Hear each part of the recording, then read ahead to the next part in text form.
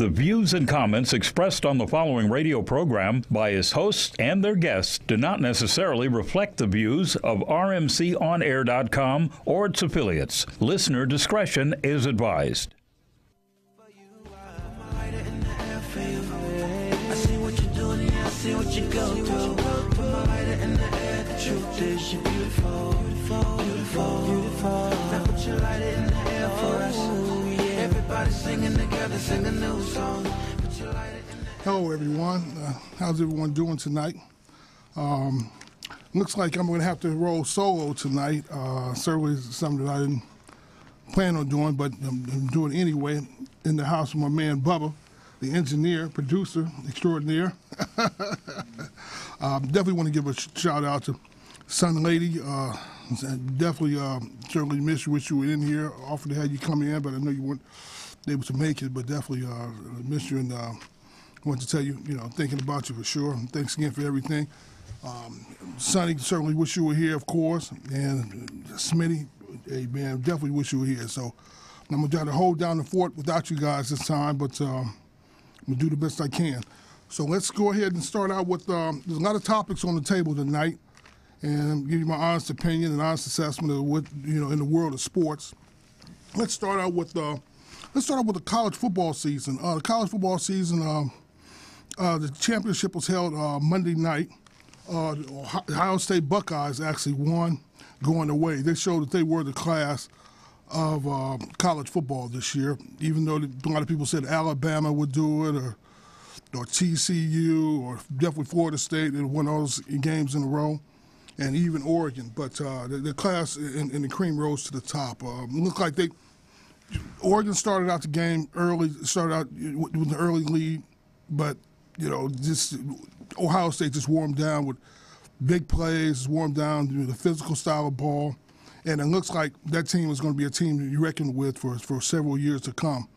Urban Meyer's done an excellent job with the program, and it looks like he's going to have another top-notch recruiting class coming in. And I hear that the star quarterback is actually one of the star quarterbacks. He's actually going to come back. He decided to come back next year. Most people thought he was going to declare himself eligible for the NFL draft. He decided to come back. And with that powerful offensive line and running attack, the Ohio State Buckeyes look like they're going to be a force for a long time. And then, of course, in the Michigan side, you have Jim Harbaugh, who left the 49ers, San Francisco 49ers. He's going to Michigan now, so they look like that Big Ten is going to be taking a turn for the better. But definitely Ohio State was the class of this year, and give them all the credit. Even though Oregon played well and they had their chances, they actually had a lot of turnovers in the game. You felt as though when Oregon played in the Rose Bowl against Florida State, those turnovers really made a big difference. They were able to run away with the game against Florida State, but against Ohio State was just too powerful, too strong, and they definitely deserved it.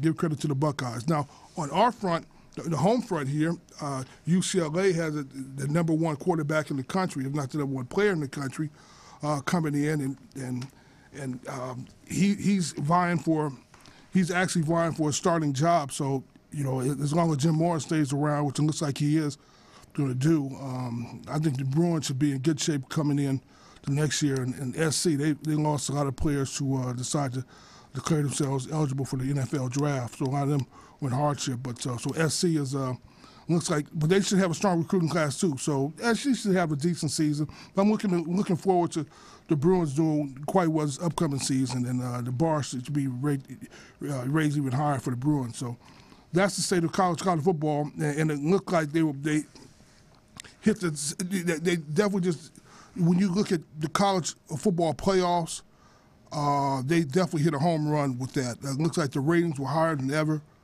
A lot of people who were like on the borderline and really weren't too interested in college football, some of them were very excited.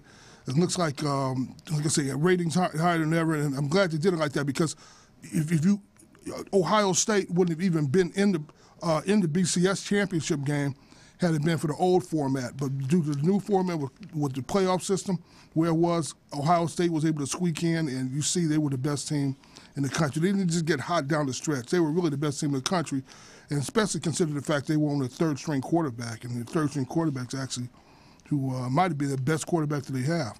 So it'll be interesting to see how they're going to handle that situation. All three of those excellent players, excellent quarterbacks come back. But, yeah, the college football season turned out to be a great success, and that's what a lot of people were saying for years and years and years. They need a college football system, and they will probably eventually end up expanding it to at least an 8 or 16-team format.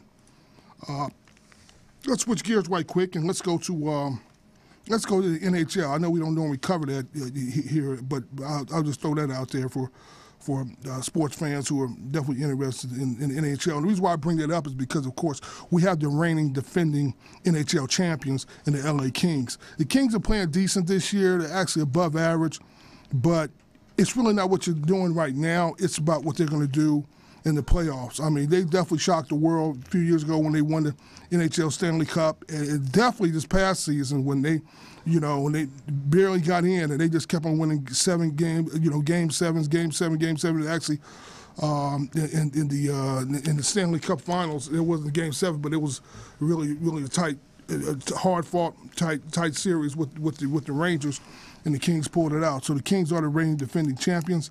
They're playing above average. They're not at their peak right now, but they're playing above average. However, the team just right down the road, basically, the Anaheim Mighty Ducks. Actually, I think they're the best. I think they have the best record in the NHL right now. So they're playing excellent hockey, stellar hockey, and they just retired one of their top players' jerseys the other night. But the Mighty Ducks are the best team in hockey. So, interested in that, definitely go ahead and check them out for right now. Let's go ahead and switch gears on to let's go to pro football. Certainly a lot of excellent games out there that were played over the weekend, and one very controversial call was with the Dallas Cowboys when they played against the Green Bay Packers. Dez Bryant went up for a catch. I was surprised they actually. I think it was something like a 4th and 3, or 4th and 4, or 4th and 2, or something like that. And they went for a bomb, and it was a great call, and it looked like it was a phenomenal catch. And they decided to take a look at the replay, and they actually reversed the call.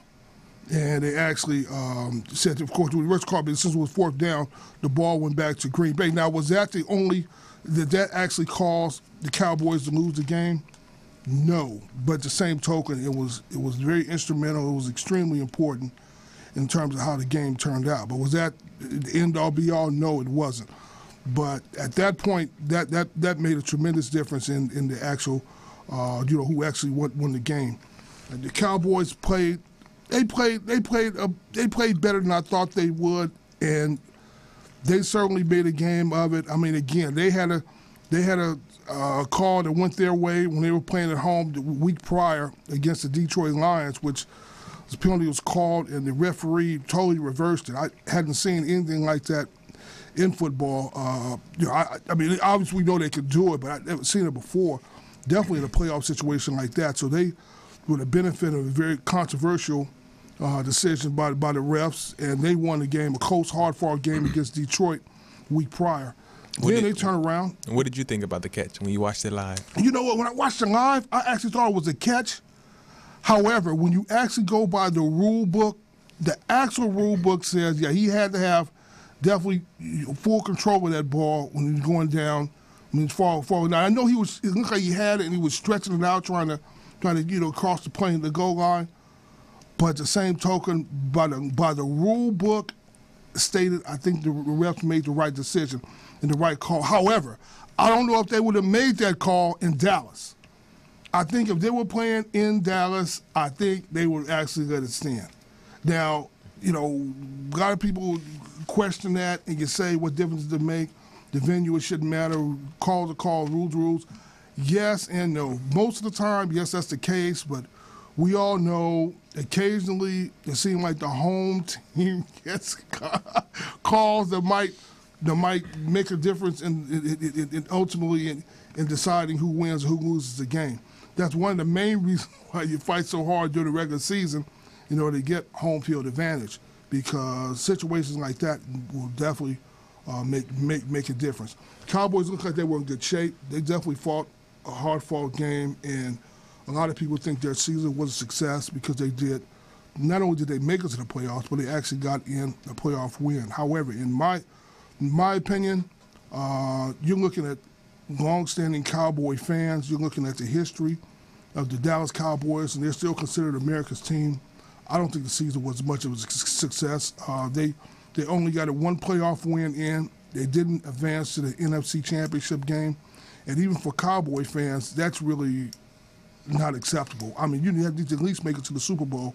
I mean, the Cowboys, one of the hallmark teams of the NFL, and definitely with Jerry Jones and his billion-dollar playpen, it seems like that bar was set very high, and that was set very high before he got there. And then, once he took over for ownership, I mean, the Cowboys, he won three Super Bowls with the Cowboys.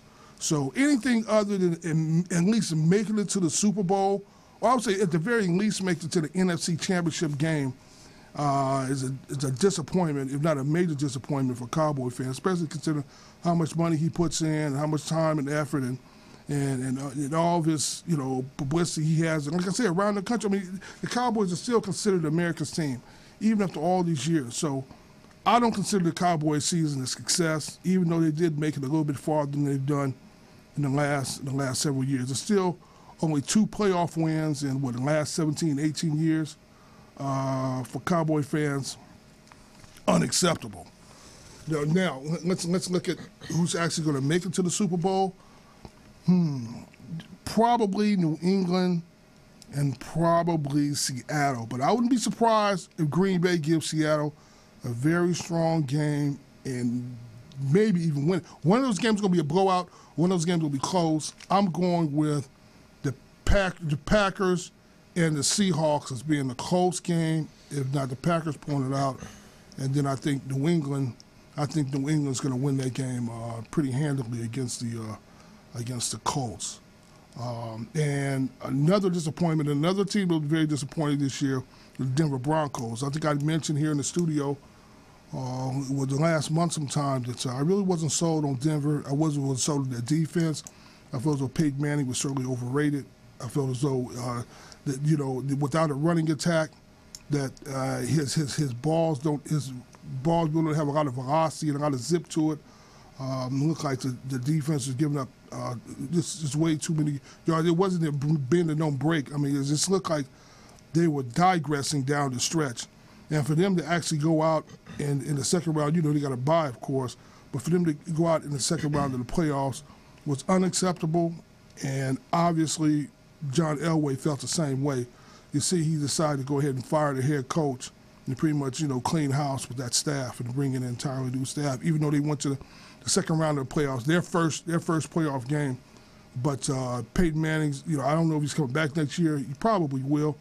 But you could see his diminishing returns and his declining, his skill levels definitely declining. The velocity down on the ball, he's missed a lot of his receivers. And on top of that, it looks like I said, a running attack was there. So he really had a surrounding piece. I mean, he had the pieces, but they just looked like the team just wasn't playing at their best.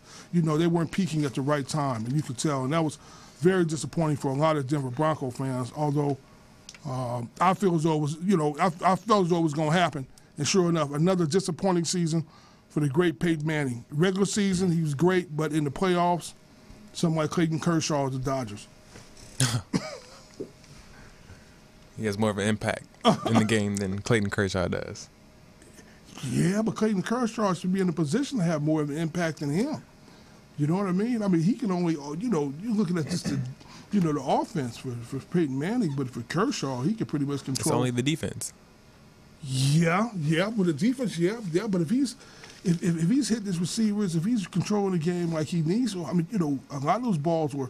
He was missing a lot of his receivers. A lot of those balls didn't have zip to him. You could tell his mobility was hardly there to begin with. And it got even worse, you know what I'm saying? Then on top of that, I heard he had a couple of maybe minor injuries that attributed to it.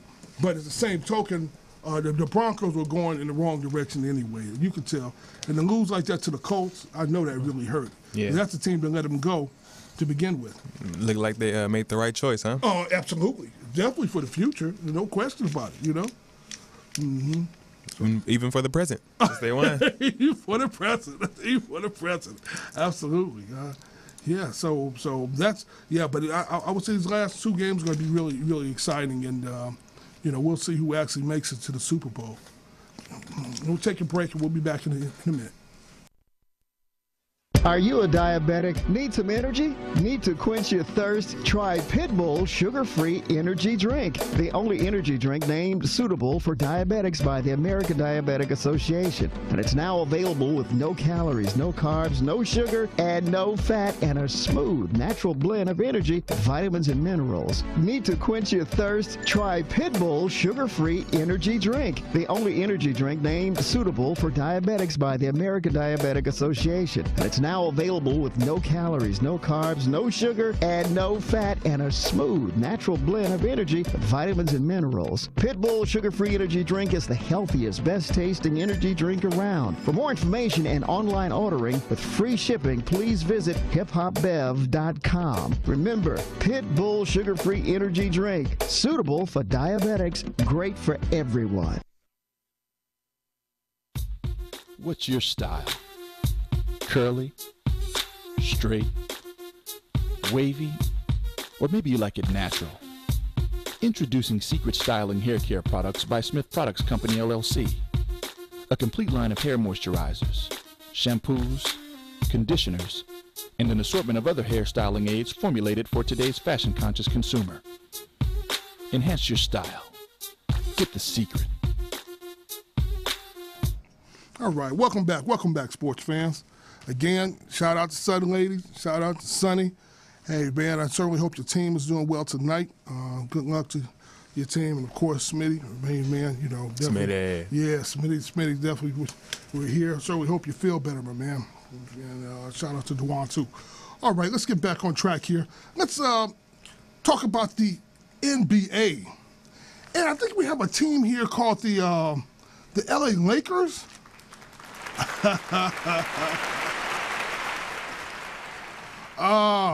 And they have a player on the team by the name of Kobe Bryant.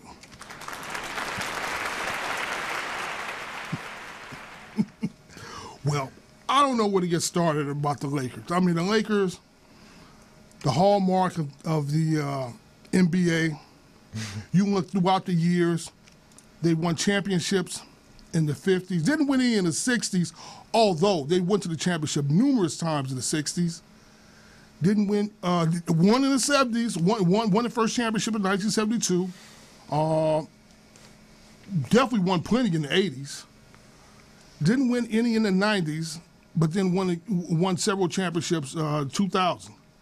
In the 2000. So you look at, even though the Boston Celtics have actually won more championships, the Lakers have almost right there with the number of championships, but not only that, they've dwarfed the Celtics in the amount of times they've been to the championship. The Lakers are definitely the hallmark of the NBA, and the way they're playing now is absolutely atrocious. I mean, I don't see how people can even watch the team. I mean, even the most stellar Laker fans, you look at it, they're making so many horrible decisions. I'm saying to myself, I mean, second graders can play better than this team here. I mean, missing free throws, fundamentally, they're totally unsound. You look at the fact that Byron Scott was supposed to be the savior of the team.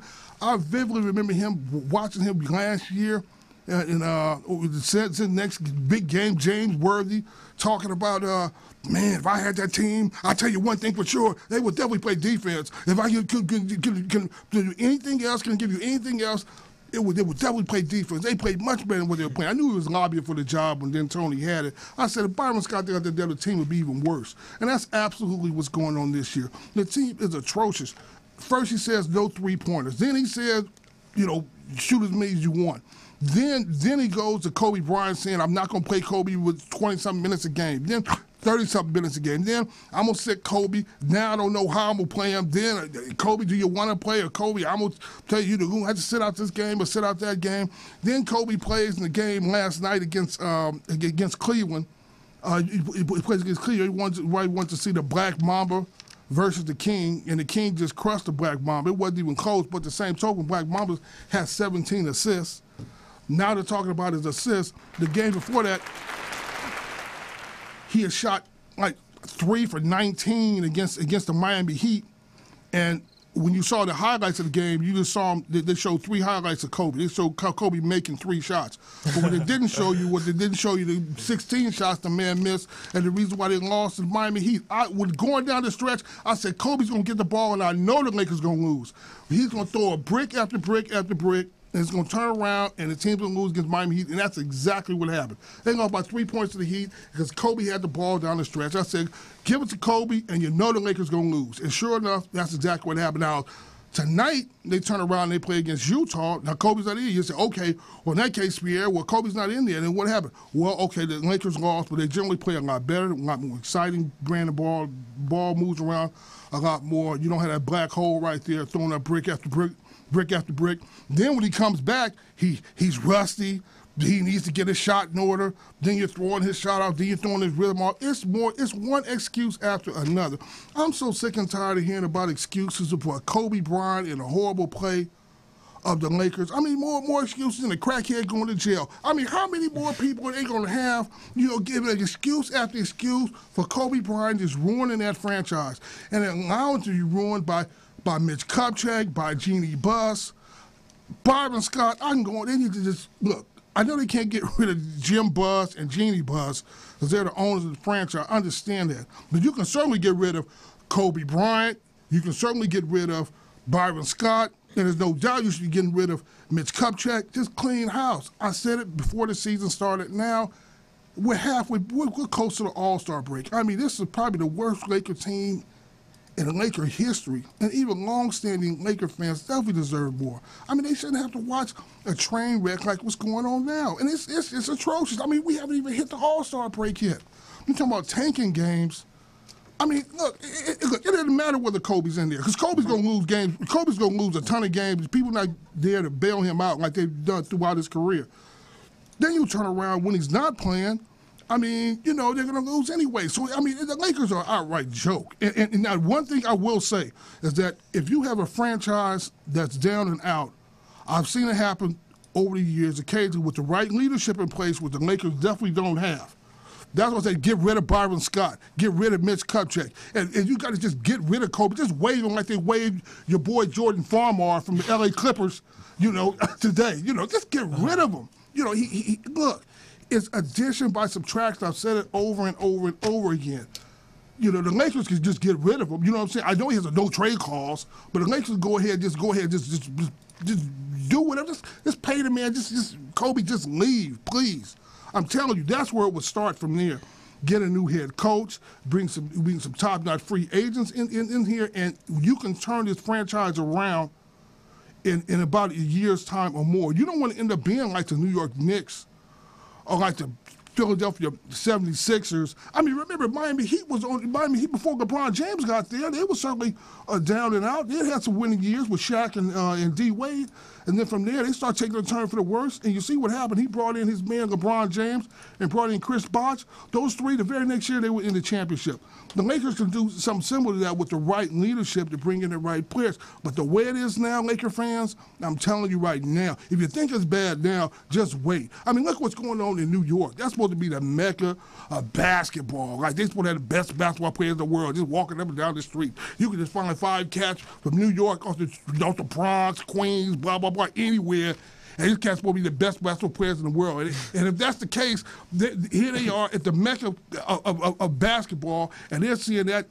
I wouldn't even call it a train wreck. What would you call that in New York? Bubba, what do you call that in New York? How many games did they lost in a row? 17, 18, going on 20? Hold on, but they had the Zen Master. They had the Zen Master, 12, 13, 14, 15 rings, and Phil Jackson. And D Fish, the one. That's it right there. Rings. That's the reason.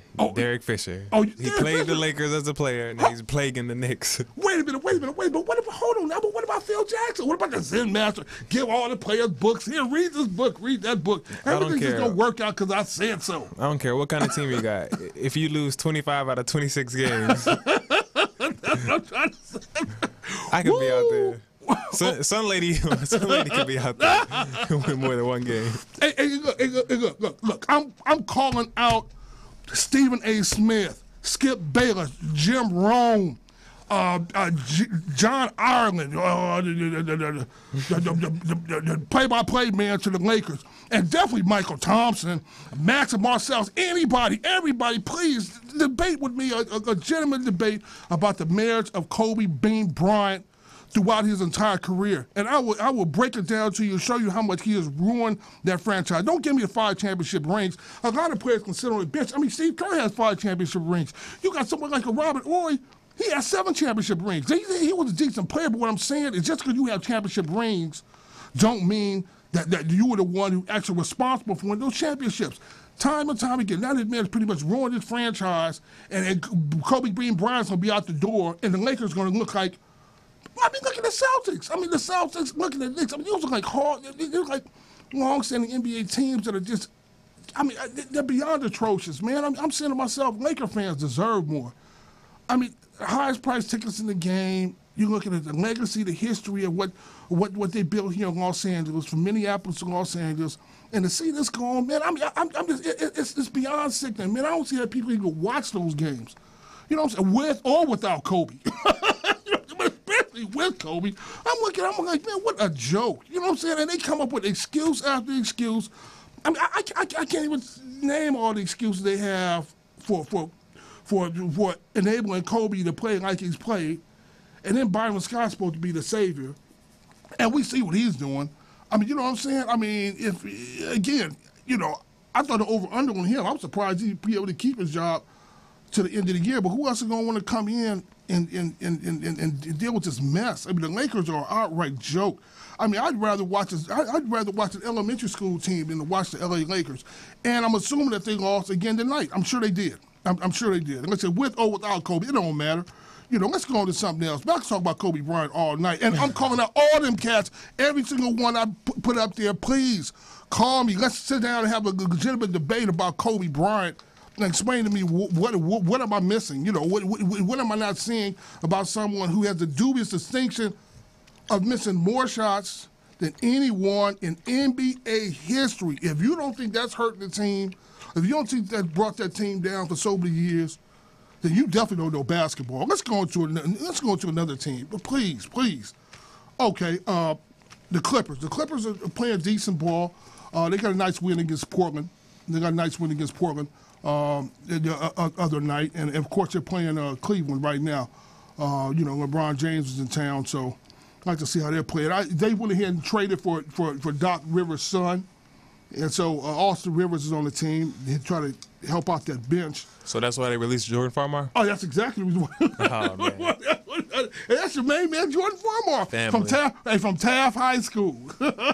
Taft High School, UCLA, the LA Lakers with 2 championships. Mm-hmm. And now look at him. He's on the street corner. You know, but yeah, and they try to say they had to convince Doc Rivers to take his own son. You know, they had to I know. You know, but you know how Doc is, though. You know, he gonna play it up to a hill. But at any rate, the Clippers are playing. So if you want to watch a decent team right now, the Clippers. But the same token, it's about what the Clippers do in the playoffs. The bar is raised higher. They have to make it past the second round this year to really be considered a legitimate, a legitimate contender. They're doing a good job, but they need to do better. But this note, I guess it's about time for us to say goodbye. Okay. Austin Rivers, he's 0 for 4, 7 minutes played. Who is that? Austin Rivers. Right. But you know what? But the other day, I mean, you have Crawford, 25 points off the bench. No one else is doing anything. And I know Farmar had a major problem with minutes, and on top of that, how he was being used, and he has a little attitude on him as well. He had that with the Lakers and the UCLA. So I'm not surprised, but at least when the team waives him like that, he gets paid, and he has a player option, So he'll go to another. I'm sure other teams can use his services, Lakers. That's right. Yeah. Third time's the charm. Yeah, third time's the charm. That's a good point. Yeah, that's a good point. It will help out his career, but back to the Clippers. Yeah, we'll see how they do. I think the Clippers are playing decent ball, but the West is going to be Western Conference is really tough. Golden State's playing great ball right now. Houston looks like they're really revving it up, and even though Portland lost to the Clippers, the other night, Portland's still a team to be Portland's still a team to be reckoned with. So we'll see how they do, but that's the team to really watch in Los Angeles. That other team, Los Angeles, LA Lakers, are outright joke. So I have to say goodbye to the sports fans out there. We look forward to seeing you next week. Thank you. I see what you're doing, yeah, I see what you go through. Put my lighter in the air, the truth is you're beautiful, beautiful, beautiful, beautiful. Now put your lighter in the air for us. Everybody singing together, sing a new song. Put your lighter in the air for love.